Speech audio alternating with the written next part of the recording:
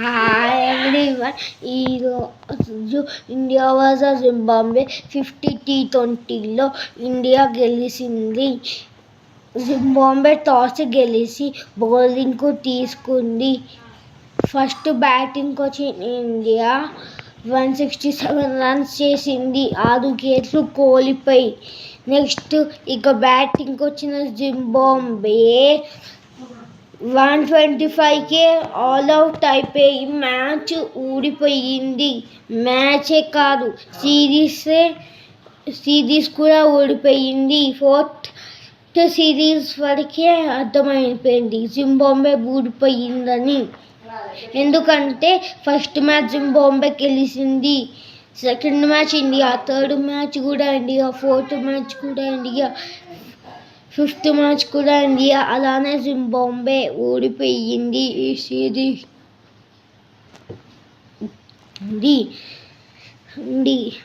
కనీసం Zimbabwe first 4 matches toss ఓడిపోయింది. ఈ మ్యాచ్ టాస్ గెలిస్తే కానీ ఈ మ్యాచ్ కూడా ఓడిపోయింది సిరీస్తో పాటు. ఇండియా యంగ్స్టర్స్ కంబ్యాక్ ఇస్తున్నారు.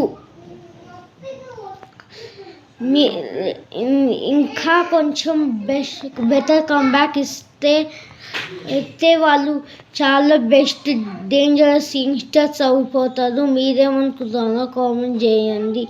నేనైతే వాళ్ళు చాలా డేంజరస్ యంగ్స్టర్స్ అనుకుంటున్నా. Especially Gill and Abhishek Sharma, Jaiswal.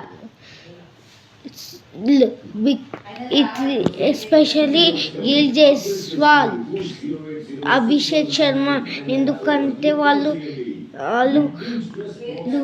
T20 world కప్లో ఈ సిరీస్లో చాలా బాగా ఆడుతున్నారు. ఈవెన్ రుతురాజ్ గైక్వాడ్ కూడా. మీరేమనుకుంటున్నారో కామెంట్ చేయండి. ఎవరు ఏ యంగ్స్టర్ పర్ఫామ్ చేశారో ఈ సిరీస్లో?